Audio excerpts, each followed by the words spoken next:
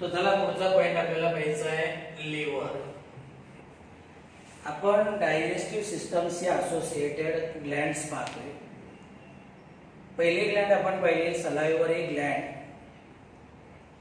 There are three pairs of salivary glands which opens in our mouth cavity or buccal cavity. These three pairs, their first one is pair of parotid gland,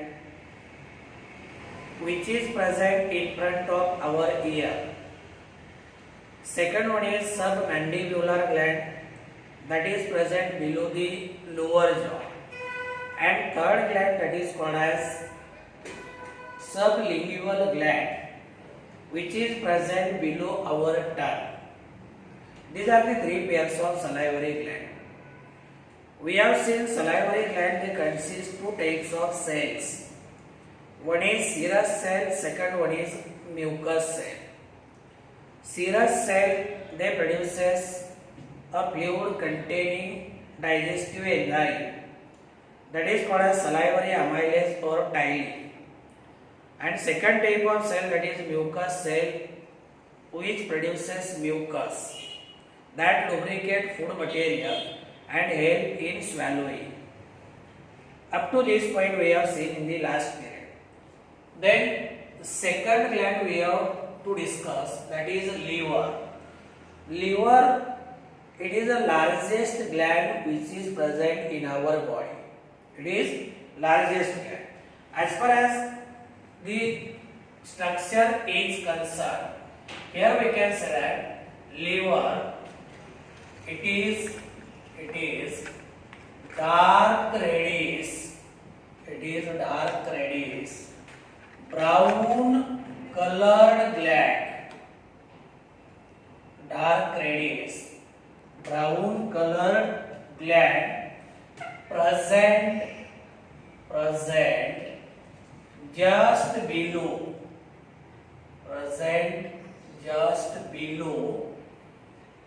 stomach, the stomach. ही स्टमकच्या खालच्या बाजूला आहे. आपण पाहिलं ना, stomach आणि duodenum याच्यामध्ये काय gap आहे. आलं लक्षामध्ये या गॅप की it is present just below the stomach और in a gap present between duodenum or stomach, or in a gap present between duodenum and stomach. duodenum आणि stomach या दोन्हीच्या मध्ये जो गॅप आहे, या गॅप किंवा सरळ तुम्ही म्हणा स्टमकच्या खालच्या बाजूला. कारण duodenum इथून बेंड झाल्यानंतर काय होतंय, हे असं यू शेप्ड स्ट्रक्चर तयार होते. ठीक आहे ना, असं यू शेप्ड स्ट्रक्चर. मग इथं जो गॅप आहे, म्हणजे हा गॅप स्टमक आणि डिओडिनमच्या मध्ये, जे it is present in a gap between duodenum and stomach. Then say this liver gland, it occupies upper right portion of abdominal cavity.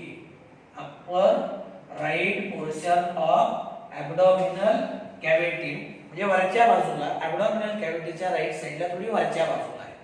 ते दोन पॉइंट लक्षात आले. एक म्हणजे लिव्हर ही जी ग्लँड आहे डार्क रेडिश ब्राऊन कलरची. कुठला कलर आहे? डार्क रेडिश ब्राऊन कलर आहे. आणि कुठे?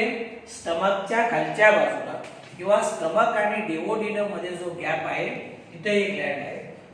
कुठे? ही ॲब्डॉमिनल कॅव्हिटीचा जो अप्पर राईट पोर्शन आहे त्या ठिकाणी. तर occupies upper right portion of abdominal cavity.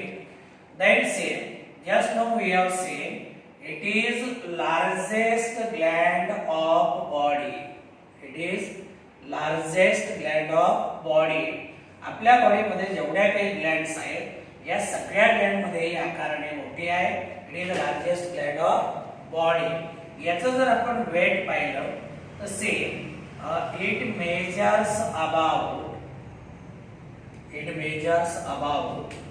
1.2 to 1.5 kilogram in weight adult म्हणजे अडल्ट व्यक्तीमध्ये जर याचं वेट पाहिलं तर किती आहे 1.2 to 1.5 किलोग्रॅम. मग लक्षात आलं आपल्या बॉडी मधली ही लार्जेस्ट ग्लँड आहे. वजन किती आहे? It measures about 1.2 to 1.5 kilogram in weight. Then see this gland it is made up of two lobes. It is made up of two lobes and each lobe is covered. Each lobe it is covered by thin covering. This one is called Gleason's capsule. Thin covering. It is called as Gleason's capsule. बघा दोन lobe कुठले? याच्यामध्ये जे दोन lobe आहेत ना, it is made up of two lobe. याला आपण काय म्हणतो? This one is called as right lobe and left lobe. Right lobe and left lobe.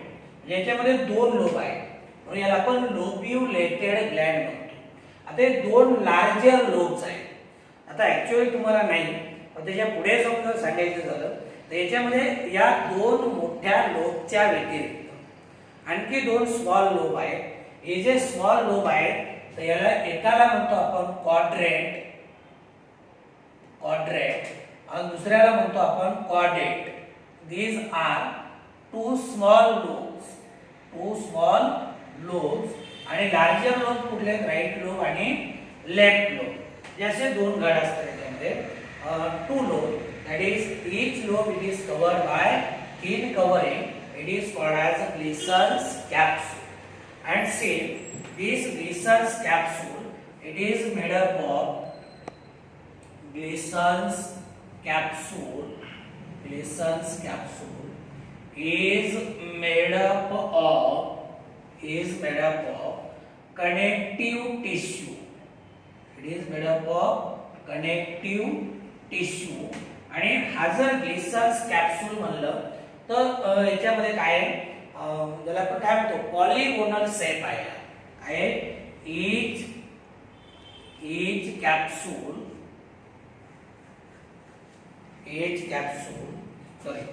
Capsule म्हणण्याऐवजी आपण म्हणूयात each lobe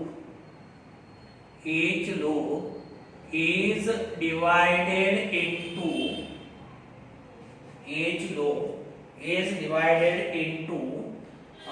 structural and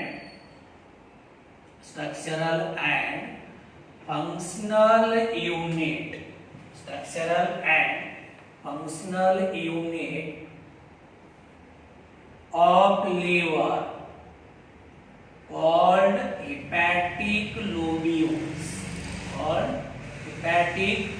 lobules and say each lobule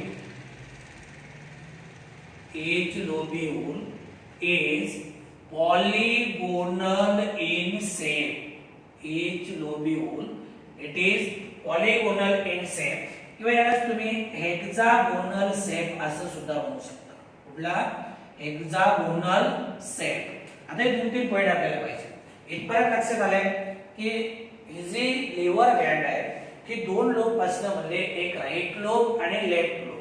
आणि आपण काय म्हणतो की each lobe is covered by thin covering that is called as Gleason's capsule. किंवा हेपॅटिक लोब्यूलच्या भोवती सुद्धा काय असते? ग्लेसन्स कॅप्सूल असते. आता हेपॅटिक लोब्यूलचं स्ट्रक्चर बघा. आपण म्हणू ना each lobe it is divided into structural and functional unit of liver that is called as hepatic lobule. आणि हेपॅटिक लोब्यूलचं स्ट्रक्चर जर आपण पाहिलं हेपॅटिक लोब्यूल कसे आहेत? these are hexagonal in shape.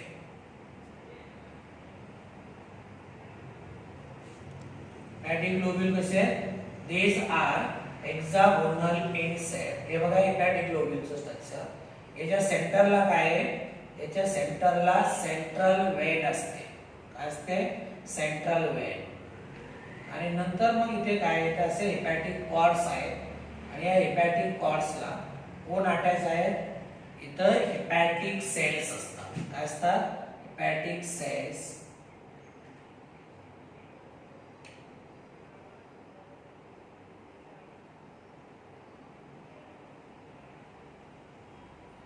हे सगळं काय येतात, हेपॅटिक सेल्स आहे.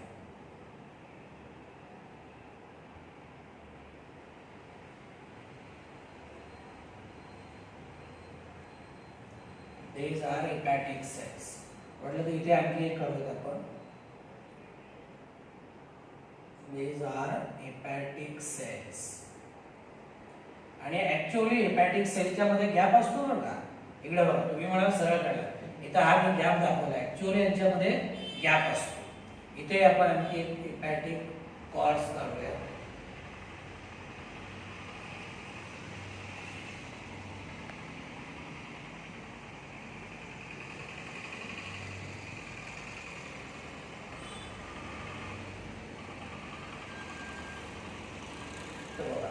हे झालं हेपॅटिक लोब्यूल. या हेपॅटिक लोब्यूल मध्ये हे जे स्ट्रक्चर दिसतंय ना, याला आपण सायनोसॉइड म्हणतो. काय म्हणतो, सायनोसॉइड म्हणतो. आणि इथे या सेलला सिक्रेट केलेला जो बाईल ज्यूस आहे तो वाहून नेण्यासाठी कोण असते, बाईल डक्ट असते. काय असते, बाईल डक्ट. इथे आणखी स्ट्रक्चर आहे ते आपण पाहणार आहोत. आणि नंतर बघा, याच्या वरच्या बाजूला जे कव्हरिंग असते ना, या कव्हरिंगला आपण काय म्हणतो, this covering, it is called as Glisson's capsule. काय म्हणायचं त्याला, ग्लिसनचा कॅप्सूल म्हणायचं. आणि हा ग्लिसनचा कॅप्सूल कशापासून बनलाय, it is made up of connective tissue. It is made up of connective tissue. तर this is called as Glisson's capsule. It is called as Glisson's capsule. आणि हे काय आहे, this is called as central vein. हे blood vessel आहे, याला central. हे हेपॅटिक लोब्यूलचं structure आहे. काय लागलं, स्ट्रक्चर. आता या मध्ये आपण काय म्हणलो होतो की each lobe it is divided into structural and functional unit. आता हे स्ट्रक्चरल आणि फंक्शनल युनिट मध्ये हेपॅटिक लोब्यूल्स का, तर ही जी ग्लँड आहे ही या लोब्यूल पासून तयार होते म्हणून स्ट्रक्चरल युनिट. आणि फंक्शनल युनिट काय, या लोब्यूल मध्ये ज्या हेपॅटिक सेल आहे त्या काय करतात, बाईल ज्यूस सिक्रेट करतात. म्हणजे जो प्रत्येक लोब आहे, each lobe it is divided into structural and functional units of liver. These are called as hepatic lobule. आणि each lobule it is polygonal in shape. कसा आहे तो, polygonal shape आहे. each lobule it is polygonal in shape. polygonal किंवा त्यालाच आपण काय म्हणू शकतो, it is hexagonal in shape. It is hexagonal in shape. Then say at junction of adjacent lobules, a triangular portal area is present. काय इथं एक triangular area आहे, त्याला आपण काय म्हणतो, it is called as portal area. And say suppose this one is a triangular area. This is a triangular area. किंवा इथे जर आपण पाहिलं तर हा काय झाला, ट्रायंगुलर एरिया. म्हणजे याला म्हणायचं हेपॅटिक पोर्टल एरिया. काय म्हणायचं, it is called as hepatic portal area. And say in this portal area, a branch of each of hepatic artery,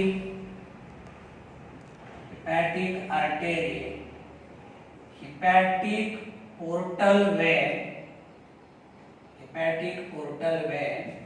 and bile duct are present. These are present. म्हणजे इथे समजा ही काय झाली, हेपॅटिक आर्टरी झाली. ही कोण झाली, हेपॅटिक पोर्टल वेन. आणि इथे कोण झाली, ही बाईल डक्ट. काय झाली, बाईल डक्ट. म्हणजे इथे ट्रायंग्युलर पोर्टल एरिया आहे, इथे आहे, इथे आहे आणि इथे आहे. म्हणजे आपला मुद्दा चालला होता की जे समोरासमोरचे हेपॅटिक लोब्यूल्स आहेत, at junction of adjacent hepatic lobule a triangular portal area is present, and in this portal area there are hepatic artery, there is hepatic portal vein, and there is bile duct. आता इथपर्यंत लक्षात आलं की हेपॅटिक portal area काय आहे आणि हेपॅटिक portal एरियामध्ये नेमकं कोण कोण आहे. कोण कोण पाहिलं आपण? बाईल डक्ट पाहिली, त्याच्यानंतर हेपॅटिक आर्टेरी पाहिली, हेपॅटिक artery, hepatic portal vein and bile duct, these are present. Then see, a lobule consists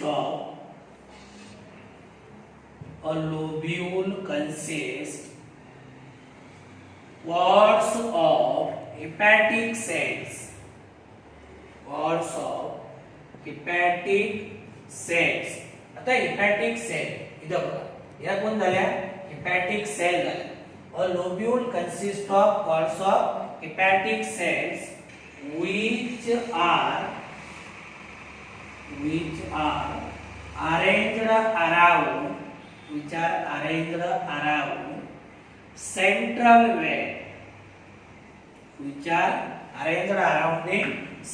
vein, आता हे बघा कॉर्ड लाईन स्ट्रक्चर दिसते, एक दोरासारखा भाग असतो. याच्या दोन्ही बाजूने काय आहे? हेपॅटिक सेल आहे. हेपॅटिक सेल म्हणजे यालाच आपण लिव्हर सेल म्हणतो. म्हणजे each lobule it consists parts of hepatic cells, आणि कुणाच्या भोवती आहे? these are present around the central vein. आता बघा हेपॅटिक सेल असं एकानंतर एक चेन मध्ये आलेला आहे आणि दोन्ही बाजू जेव्हा चेन मध्ये हेपॅटिक सेलची अरेंजमेंट होते तेव्हा त्याला आपण कॉर्ड्स ऑफ हेपॅटिक सेल म्हणतो. काय म्हणतो? Cords of hepatic cell which are arranged around central vein, and see in between cords of hepatic cells space called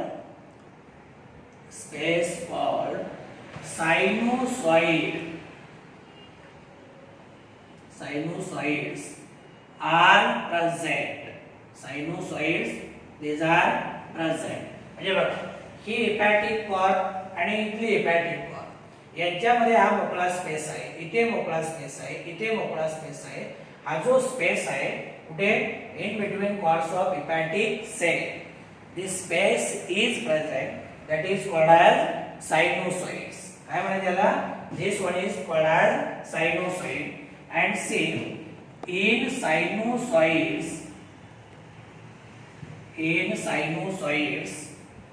phagocytic cells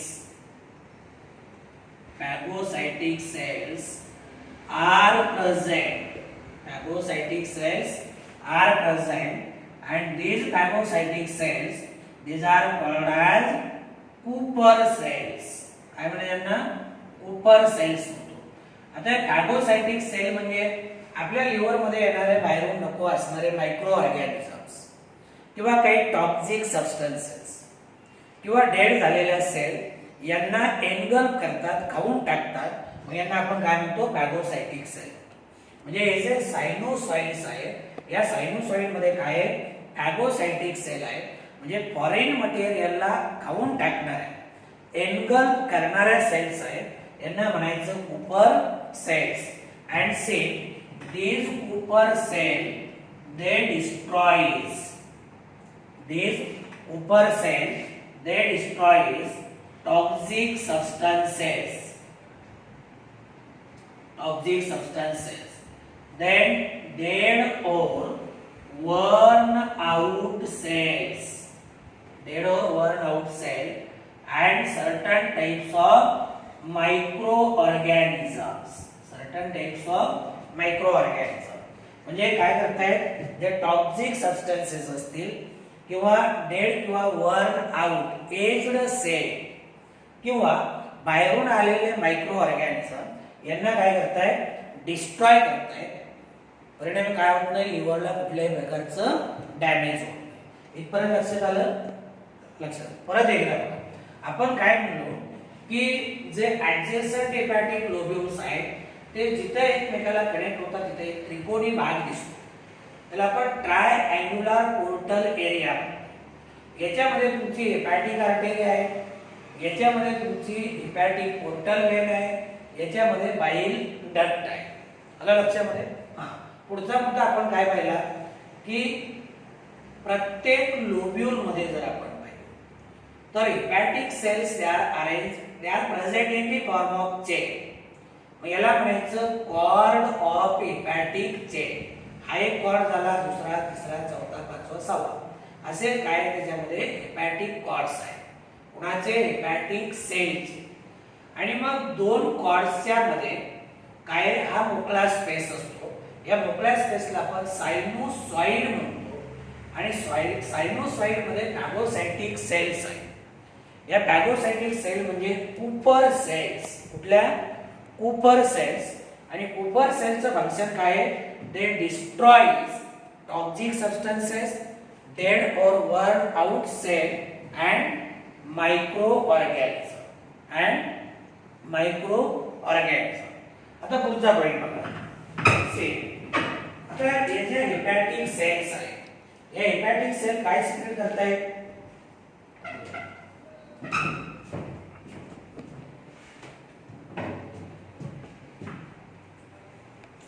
काय सिक्रेट करतायत हेपॅटिक सेल्स? बाईल ज्यूस. काय सिक्रेट करतायत? बाईल ज्यूस. आणि याला स्मॉल डक्ट असतात इथे आणि या स्मॉल डक्ट काय करतात? मग हाच बाईल ज्यूस प्रत्येक सेल कडनं आलेला बाईल ज्यूस कुठे नेत आहे? वरती या बाईल डक्ट मध्ये. कुठे? बाईल डक्ट मध्ये. Let's see here we can say that hepatic cells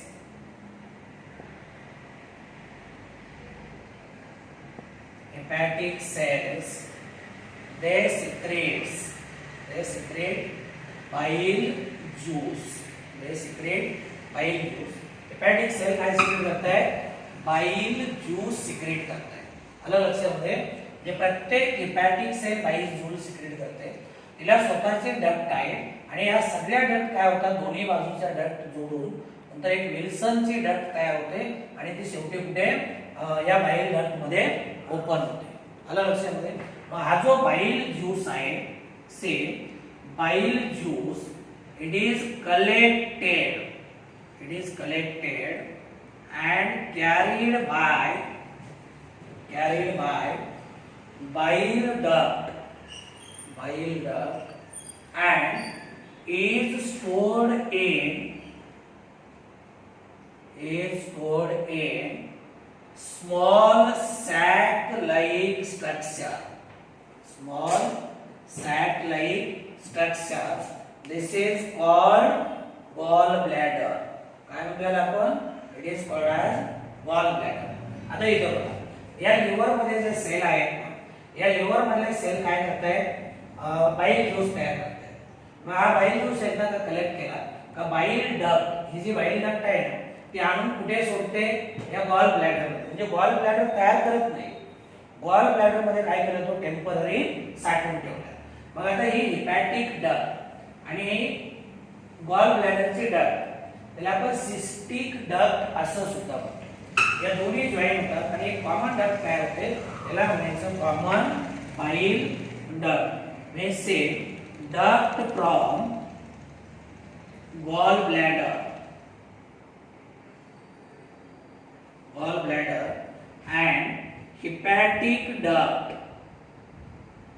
and hepatic duct joins and forms common bile duct. It forms common bile duct. म्हणजे ही hepatic duct आणि गॉल ब्लॅडरची डक्ट. गॉल ब्लॅडरची डक्ट आहे ना याला आपण एक दुसरं नाव देतो, याला आपण सिस्टिक डक्ट असं सुद्धा म्हणतो. ही सिस्टिक डक्ट म्हणजे गॉल ब्लॅडरची डक्ट आणि हेपॅटिक डक्ट जेव्हा दोन्ही एकमेकाला जॉईन होते तेव्हा एकच कॉमन बाईल डक्ट तयार होते. ही झाली This is called as a common bile duct. Let's say liver is vital organ. Liver is vital organ म्हणजे VIP organ. कारण number of functions these are carried out by liver. That is why it is considered as a vital organ. मग हा जो बाईल juice जो आहे, बाईल juice काय करतो, इट एमल्सिफाइज फॅट. म्हणजे बाईल ज्यूस काय होतो, फॅट मध्ये मिक्स होतो. आता हे झालं ओव्हरऑल स्ट्रक्चर कुणाचं, लिव्हर ग्लँड्स आणि सिक्रेटरी प्रॉडक्ट कुठला आहे, बाईल ज्यूस. आता आपण काय करूया, लिव्हरचे फंक्शन्स पाहूया.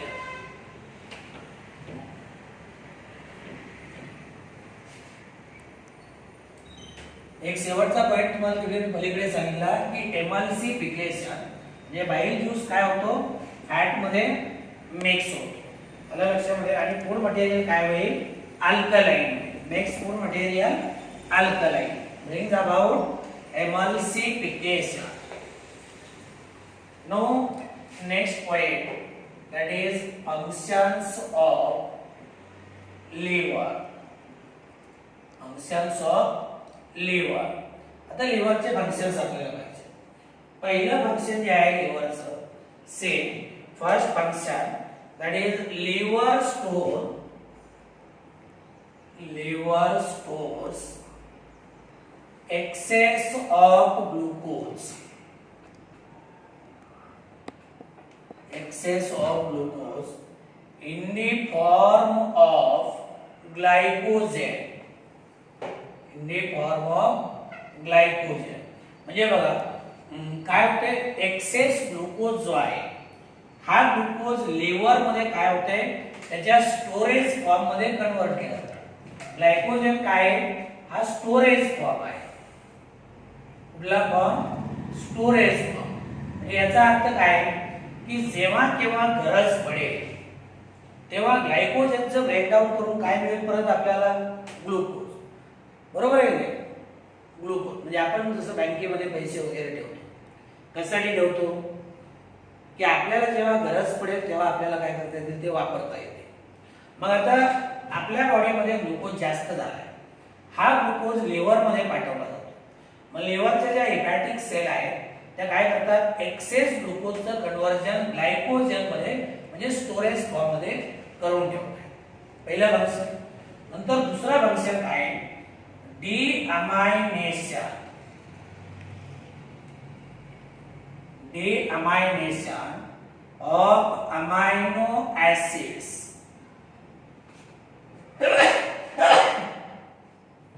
Deamination of amino acids into ammonia.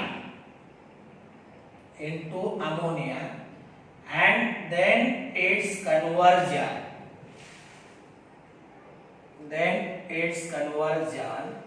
Into urea. It takes place in liver. आता deamination ही प्रोसेस बघा. आपल्या ज्या वेगवेगळ्या मेटाबॉलिक ऍक्टिव्हिटीज आहेत, या मेटाबॉलिक ऍक्टिव्हिटीज मुळे काय होतं, काही नको असणारे घटक तयार होतात, टॉक्सिक सबस्टन्सेस, जे की आपण काय करतो, शरीराच्या बाहेर काढतो युरिनच्या माध्यमातून. आता याच्यामध्ये 3 घटक तयार होत आहेत. एक अमोनिया, दुसरा युरिया आणि तिसरा uric acid.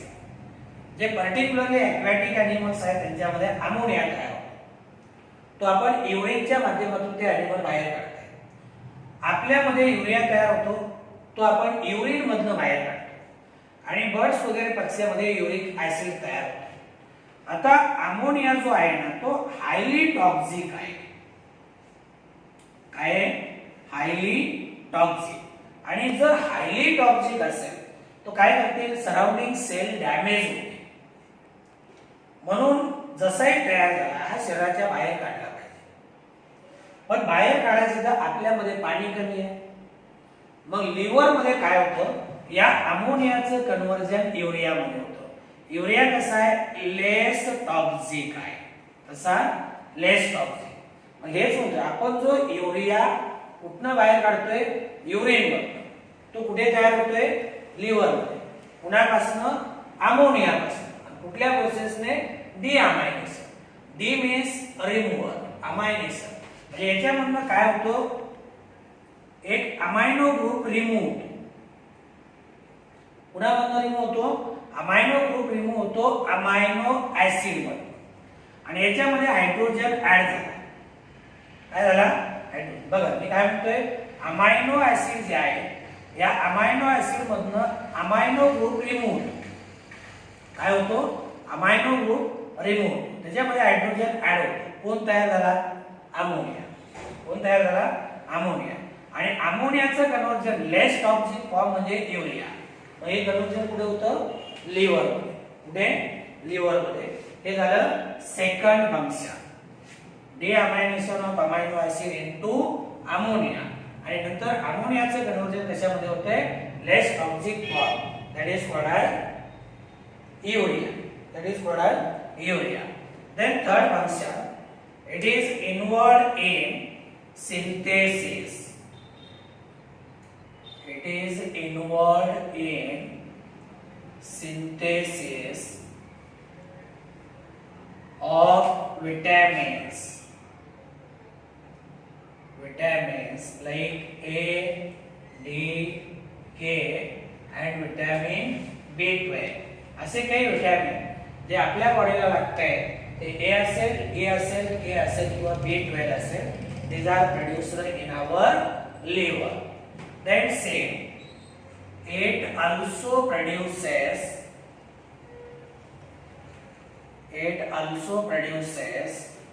blood proteins like prothrombin and fibrinogen. Actually हे काय आहे? आपल्या ब्लड मध्ये असणारे क्लॉटिंग फॅक्टर ज्याच्यामुळे ब्लड क्लॉट होतं ते प्रोथ्रॉम्बिन आणि फायब्रिनोजेन. आणि पुढे तयार होत आहे they are produced in liver. म्हणजे लिव्हर मध्ये युरिया तयार होतो, लिव्हर मध्ये विटॅमिन्स तयार होतात, लिव्हर मध्ये ब्लड प्रोटीन्स म्हणजे क्लॉटिंग फॅक्टर प्रोथ्रॉम्बिन आणि फायब्रिनोजेन तयार होतात. Let's see, during early development,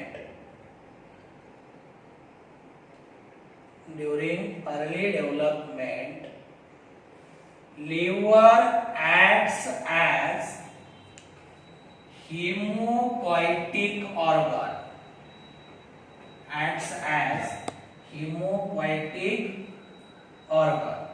आता hemopoietic organ म्हणजे it produces blood cells. कुठल्या सेल्स तयार होतात याच्यामध्ये? आरबीसी. कधी?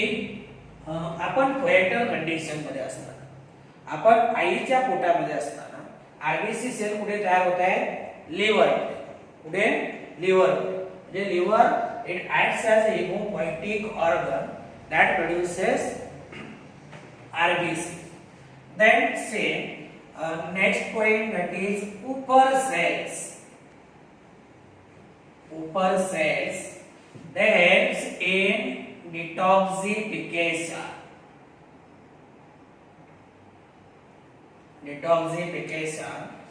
and also destroy old RBCs. Old RBCs सुद्धा काय होतात? लिव्हर मध्ये डिस्ट्रॉय होतात. आलं लक्षामध्ये? आणि जे टॉक्सिक सबस्टन्सेस आहेत ते रिमूव्ह केले जातात किंवा डिस्ट्रॉय केले जातात. ते झाले याचे फंक्शन्स. पहिलं फंक्शन काय आहे?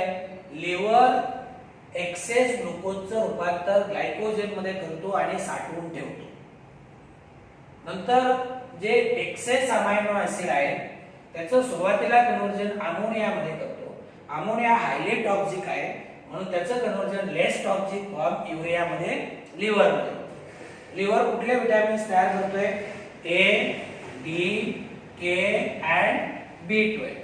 It also produces blood proteins, prothrombin and fibrinogen. आणि अर्ली पोएटल लाईफ मध्ये आपण आईच्या पोटामध्ये असताना आपल्या आरबीसी लिव्हर मध्ये तयार होतात म्हणून लिव्हरला आपण हिमोपोएटिक ऑर्गन म्हणतो. काय म्हणतो? Haemopoietic organ. आणि ज्या कुपर सेल आहेत लिव्हरमध्ये ते काय करतात? Detoxification and destruction of RBCs. This is about the liver. तर पुढची ग्लँड आपल्याला पाहिजे पॅनक्रियास. आतापर्यंत आपण दोन ग्लँड्स पाहिल्या which are associated with our digestive system. These are first one is salivary gland and second largest gland in our body, that is called as liver, whose structural and functional units are hepatic lobules. And in hepatic lobules, hepatic cells are present in the form of quartz. And we have seen these hepatic cells, they produces bile juice, which is carried via bile duct, and this bile juice is stored in gallbladder. Then functions related liver we have also discussed. Now last gland, that is called as pancreas. See, pancreas, this one is heterocrine gland. It is leaf shaped, and this is present between gap which is formed by stomach and duodenum. Means we will note the first point, that is pancreas, it is leaf shaped. It is leaf shaped heterocrine gland. Heterocrine gland present in a gap. Present in a gap formed by bending of duodenum. Formed by bending of duodenum below stomach. Below stomach. आता एका वेळेमध्ये त्यांनी सांगितले की it is a leaf shaped Gland. तुम्ही जर हा diagram पाहिला ना, त्या डायग्राम मध्ये तुम्हाला स्पष्टपणे दिसते it appears or looks like leaf. It is a leaf shaped. Then it is a heterocrine gland. It is a heterocrine gland means, see, this one is having both part, that is exocrine as well as endocrine part. It is having exocrine as well as endocrine part. तुम्हाला Gland म्हणजे काय ते माहिती आहे.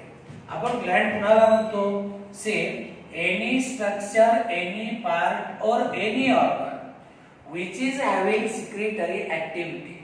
म्हणजे आपल्या बॉडीचा असा पार्ट किंवा असा ऑर्गन किंवा असं एखादं स्ट्रक्चर जे काही ना काही सिक्रेट करते, मग ज्याच्यामध्ये सिक्रेटरी ऍक्टिव्हिटीज आहे त्याला आपण ग्लँड म्हणतो. आता ग्लँड आपण ब्रॉडली दोन टाइप्स मध्ये क्लासिफाय करतो. एक म्हणजे एक्झोक्राइन ग्लँड. एक्झोक्राइन ग्लँड म्हणजे आपण काय म्हणतो? these are called as duct bearing glands, and endocrine means these are called as ductless gland. आता डक्ट म्हणजे काय? these are small tube like structure. these are small tube like structure. म्हणजे थोडक्यामध्ये यांनी सिक्रेट केलेला सिक्रेटरी पार्ट किंवा secretory product वाहून नेण्यासाठी यांच्यामध्ये डक्ट्स असतात किंवा ट्यूब्स असतात. यांना एक्झोक्राइन ग्लँड म्हणतो, डक्ट बिअरिंग ग्लँड म्हणतो. आता याचे जर एक्झाम्पल सांगायचे झाले तर same for example tear gland which produces tear. अश्रू ग्रंथी म्हणजे टीयर तयार होतात, ते इथपर्यंत आणण्यासाठी यांच्यामध्ये काय असतात? डक्ट किंवा स्मॉल ट्यूब्स असतात. दुसरं एक्झाम्पल घ्या, स्वेट ग्लँड काय सिक्रेट करताय? स्वेट, घाम ग्रंथी म्हणतो. मग तो घाम आपल्या सरफेस पर्यंत आणण्यासाठी स्मॉल ट्यूब लाईक स्ट्रक्चर असतात. थोडक्यामध्ये ज्या ग्लँडमध्ये त्यांनी सिक्रेट केलेला सिक्रेटरी प्रोडक्ट वाहून नेण्यासाठी डक्ट असतात, यांना आपण डक्ट बिअरिंग ग्लँड म्हणजे एक्झोक्राइन ग्लँड म्हणतो. आता endocrine Gland these are ductless gland. Ductless means they do not bear duct. And see, these endocrine glands, they secrete only hormones. Hormones म्हणजे केमिकल सबस्टन्सेस आहेत. एंडोक्राइन ग्लँड ने secret केलेले. मग hormone वाहून नेले कसे जातात?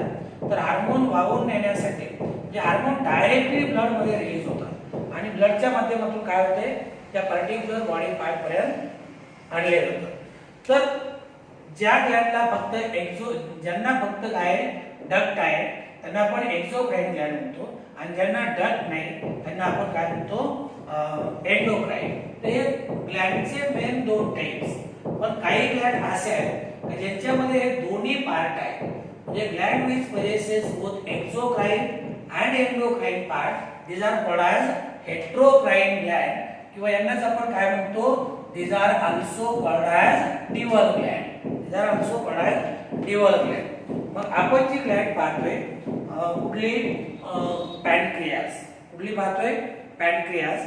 तर पॅनक्रियास मध्ये काय आहे, एक्झोक्राइन पार्ट आहे, एंडोक्राइन पार्ट आहे, म्हणजे याला आपण काय म्हणतो, इट इज कॉल्ड ॲज हेटेरोक्राइन ग्लॅंड. मग लक्षात आलं ना, दोन्ही पार्ट आहे, याला आपण हेटेरोक्राइन ग्लॅंड म्हणतो. आणि याचं लोकेशन कुठे, it is present in a gap which is form by bending of duodenum just below the stomach.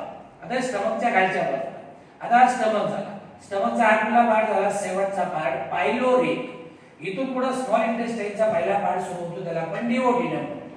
मग इथं हा डिओडिनम काय होतो, it bends, C central structure तयार होईल किंवा यू सेंट्रल. मग आता हे सी सेंट्रल किंवा यू सेंट्रल स्ट्रक्चर तयार झालं, इथं जो डिओडिनम आणि स्टमकच्या मध्ये गॅप तयार झाला, याच्यामध्ये हे ग्लॅंड आहे. आलं लक्षामध्ये, म्हणजे it is a lip central heterocrine gland present in a gap formed by bending of duodenum below the stomach. आता बघा, याला आणखी दुसरा एक पॉइंट मी सांगितलं तुम्हाला की ही जी हेटेरोक्राइन ग्लॅंड आहे याच्यामध्ये चार पार्ट आहे. एक पहिला पार्ट जो आहे, first part it is called as head, second part it is called as neck, third part it is called as body, and last part it is called as tail. हा जो सुरुवातीचा भाग आहे ना, याला आपण हेड म्हणतो. हे थोडंसं डिप्रेशन असलेलं स्ट्रक्चर दिसते, याला आपण नेक म्हणतो. हा इथपर्यंतचा जो पार्ट आहे याला बॉडी म्हणतो, शेवटचा पार्ट याला आपण टेल म्हणतो. तर pancreas it shows four part और it is differentiated into four part, head, neck, body and tail. That's it. Its exocrine part, it is called as acinine cell. Exocrine part. आपल्याला दोन्ही part पाहिजे. Exocrine part is made up of acinine. It is made up of acinine. यालाच आपण काय म्हणतो, अल्व्हिओलाई म्हणतो. काय म्हणतो, अल्व्हिओलाई. आता बघा, हे जे स्ट्रक्चर दिसतात का नाही, याला आपण acinine म्हणतो. काय म्हणतो, these are called as acinine. म्हणजे acinine प्लुरल टर्म आणि acinus सिंग्युलर. म्हणजे एक्झोक्राइन पार्ट कुणापासून तयार होतो, ॲसिनस पासून. आणि या ॲसिनसच्या ज्या सेल्स आहेत ना, या सेलला आपण काय म्हणतो, ॲसिनार सेल्स म्हणतो. आणि या ॲसिनार सेल मधून पॅनक्रियाटिक ज्यूस सिक्रेट होतो, ज्याच्यामध्ये डायजेस्टिव्ह एन्झाइम्स आहेत. काय, digestive. Let's say acinar cell they secretes pancreatic juice. They secrete pancreatic juice containing digestive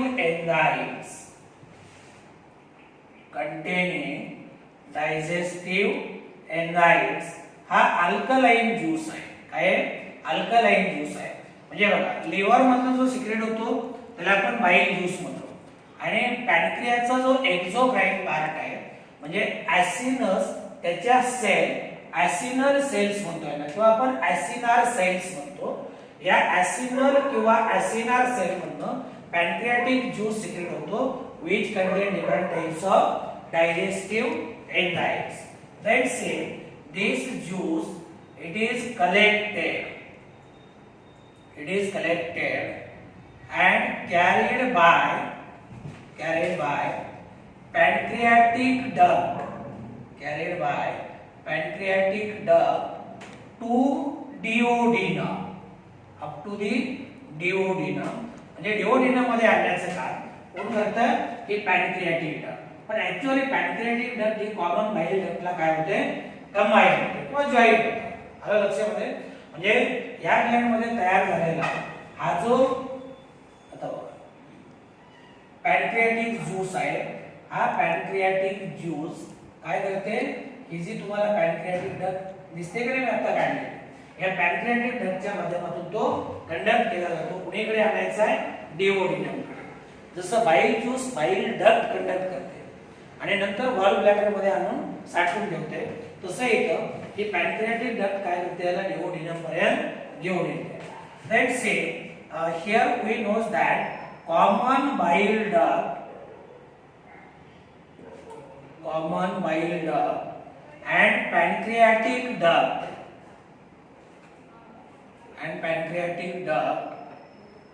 joins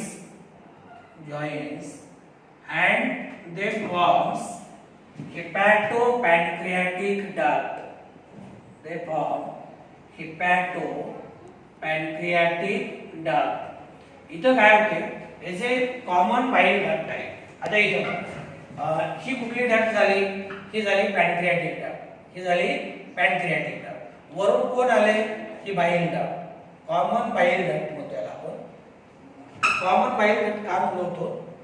आपण सकाळी म्हणजे याच्या अगोदर पाहिलं होतं की गॉल ब्लॅडरची डक्ट म्हणजे सिस्टिक डक्ट आणि लिव्हरची डक्ट म्हणजे बाईल डक्ट. या दोन एकमेकीला जॉईन झाल्या एक कॉमन डक्ट तयार होते. ही कॉमन डक्ट म्हणजे बाईल डक्ट. म्हणजे कॉमन बाईल डक्ट आणि पॅनक्रियाटिक डक्ट एकमेकीला जॉईन झाल्या तर ही जी डक्ट तयार होते ना, ही डक्ट इथपासून इथपर्यंत याला आपण काय म्हणतो? दिस इज कॉल्ड ॲज हिपॅटोपॅनक्रियाटिक डक्ट. आणि हिपॅटोपॅनक्रियाटिक डक्ट कुठे ओपन झाले? आता डिओडेनम मध्ये. म्हणजे हिपॅटोपॅनक्रियाटिक म्हणजे लिव्हर कडनं येणारी आणि पॅनक्रियाट कडनं येणारी दोन्ही डक्ट एकमेकीला जॉईन होत आहेत, म्हणून त्याला आपण हिपॅटोपॅनक्रियाटिक डक्ट म्हणतो. See this duct it opens into duodenum. Hepatopancreatic duct काय होते? डिओडेनम मध्ये ओपन होते. म्हणजे लिव्हर कडनं येणारा बाईल ज्यूस आणि पॅनक्रियास कडनं येणारा पॅनक्रियाटिक ज्यूस कुठे सोडले जातील? डिओडेनम मध्ये एका कॉमन ओपनिंगच्या माध्यमातून. आणि कॉमन ओपनिंग म्हणजे hepatopancreatic duct. Hepatopancreatic duct. And see the opening of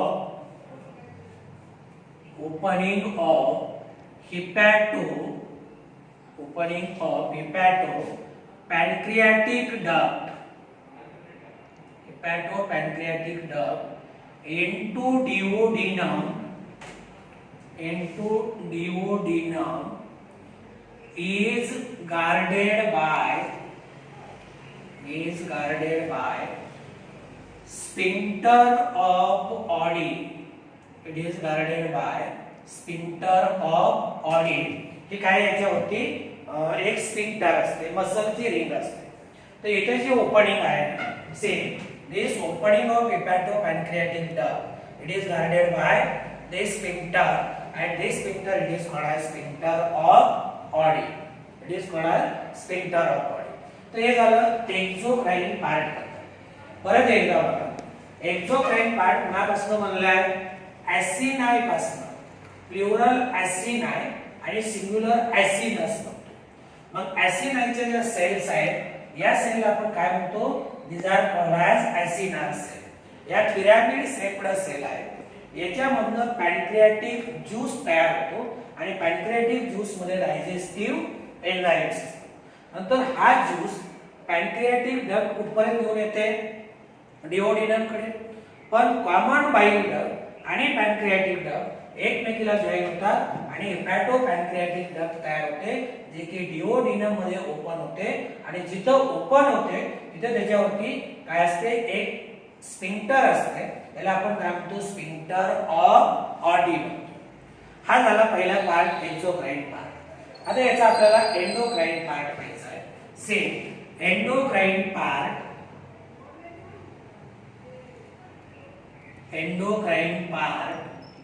is made up of group of cells. This one is called islets of Langerhans. It is called as islets of Langerhans. म्हणजे जसं एक्झोक्राइन part म्हणजे ॲसिनस, तसं endocrine part म्हणजे याला आपण काय म्हणतो? It is called as islets of Langerhans. and islets of Langerhans, it consists three cells. See, these islets of Langerhans, जो वाटलं ते इथं लिहितो. Islets of Langerhans, it consists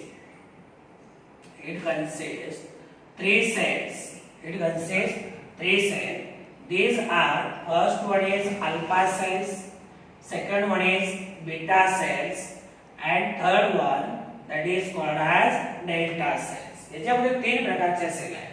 इथं डायग्राम मध्ये बघा, इथं एक ब्लॅक दाखवली का नाही, ही ब्लॅक जी दिसते याला आपण अल्फा सेल म्हणतो. नंतर ही ब्ल्यू जी दिसते ना याला आपण बीटा सेल म्हणतो. आणि थोडी अशी ब्ल्यू कलरची म्हणजे डिप्रेशन दाखवलंय याला आपण डेल्टा सेल म्हणतो. म्हणजे हे जे ऍसिनस असतात ना, या ऍसिनसच्या मध्ये या सेल आहेत, आयलेट्स ऑफ लँगरहॅन्स, ज्याच्यामध्ये तीन प्रकारच्या सेल आहेत. एक अल्फा सेल, दुसरी जी आहे ती बीटा सेल, आणि तिसरी जी आहे ती डेल्टा सेल. आता याच्यामध्ये अल्फा सेल जर आपण पाहिलं तर same these alpha cells they secretes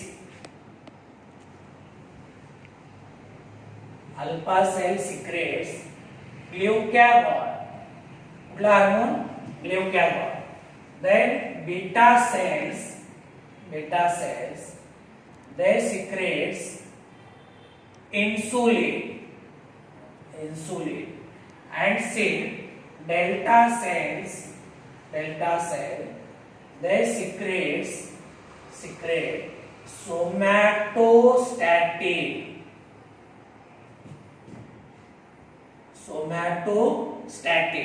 आता इथं बघा, या तीन सेल मधनं तीन हार्मोन सिक्रेट होत आहे. Alpha cell glucagon hormone, beta cell insulin hormone, and these two together they regulates blood glucose level. आता कसे रेग्युलेट करतात? अल्फा सेल काय करते, ग्लुकागॉन सिक्रेट करतो. म्हणजे ग्लुकागॉन हार्मोन काय करतो, ब्लड मधली ग्लुकोजची लेवल वाढवतो. आणि इन्सुलिन काय करते, ब्लड मधली ग्लुकोजची लेवल कमी करते. आलं लक्षामध्ये? आणि तुम्हाला हे माहिती की जर इन्सुलिनची डेफिशियन्सी असेल तर ब्लड मधली ग्लुकोजची लेवल वाढते, त्याला आपण डायबिटीसचा पेशंट म्हणतो. काय म्हणतो? डायबिटीसचा पेशंट. म्हणजे एकामुळे ग्लुकोजची लेवल वाढते आणि दुसऱ्यामुळे ग्लुकोजची लेवल कमी होते. म्हणजे याचा अर्थ हे दोन्ही हार्मोन जे आहेत ना, हे दोन्ही हार्मोन एकमेकाच्या विरोधात काम करतात, अँटॅगोनिस्टिक आहे. आणि एकमेकाच्या विरोधामध्ये काम करून काय करतात, ब्लड मधली ग्लुकोजची लेवल नॉर्मल ठेवण्याचे काम करतात. आलं लक्षामध्ये? म्हणजे these two hormones they works antagonistic to each other and they maintain normal blood glucose level. आणि हे जे सोमॅटोस्टॅटिन आहे, सेम सोमॅटोस्टॅटिन it inhibits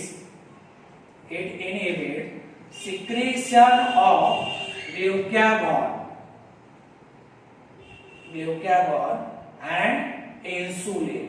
दोन्ही हार्मोनचं सिक्रेशन स्टॉप कोण करते किंवा यांचं सिक्रेशन इनहिबिट करणारा हार्मोन आहे सोमॅटोस्टॅटिन. आणि सोमॅटोस्टॅटिन कुठनं सिक्रेट होतंय, डेल्टा सेल मधून. कुणामधनं? Delta cell. मग लक्षात आलं ना, एंडोक्राइन पार्ट म्हणजे कुठला, आयलेट्स ऑफ लँगरहॅन्स. त्याच्यामध्ये तीन सेल कुठल्या, alpha cell, beta cell, delta cell. Alpha cell glucagon secrete करते, बीटा सेल इन्सुलिन. आणि ग्लुकागॉन आणि इन्सुलिन दोघं एकत्र काम करून काय करतायत, ब्लड मधली ग्लुकोजची लेवल नॉर्मल मेंटेन करतायत. आणि डेल्टा सेल मधनं सिक्रेट होते सोमॅटोस्टॅटिन. याचा रोल काय आहे, it inhibit secretion of both glucagon and insulin. तर this is about the pancreas.